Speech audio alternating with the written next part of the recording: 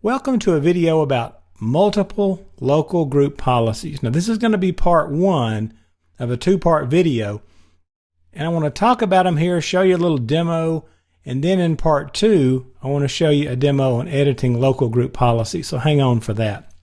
Multiple local group policies came about because earlier operating systems provided just one local group policy. And administrators found this extremely limiting and frustrating sometimes, because to manage or even troubleshoot the machine with just one local group policy, they actually had to disable certain settings to manage them, and it was just a problem. Now, most computers in the real world have two types of users, right? There are administrators and there are non-administrators. So what we really needed was group policies on the local side that pointed at each of those very different types of users. Now, all computers running the Windows operating system, except for domain controllers, now have multiple local group policies. This is starting with Vista and Server 2008. Now, this idea of multiple local group policy is really just the implementation of a collection of local group policy objects, or LGPOs. These are designed to provide an improved management experience for computers that are not part of a domain. And these multiple local group policies are not available on domain controllers, so watch for that little bit of information on the exam. And since they're not available on domain controllers, we can also go out there and disable these on any domain joined computers. Now, the reason we don't have them on domain controllers is because we already have those default domain policies and domain controller policies. And out there on domain joined computers, we probably want to turn them off because we already have default domain level group policy.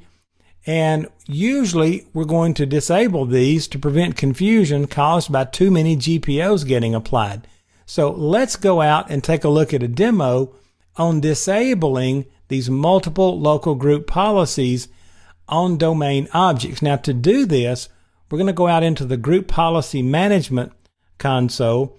And so I'll just hit my Windows key, go out into Server Manager, and then when I get there, I will kick off this tool. I'll go under Tools, and I'll go under Group Policy Management. And what I'm going to do here is on any domain GPO, once this thing shows up on any domain GPO, and I'm just going to do the default domain policy, I'll right click and edit. Now I have to be a member of domain admins or enterprise admins, or this will be grayed out.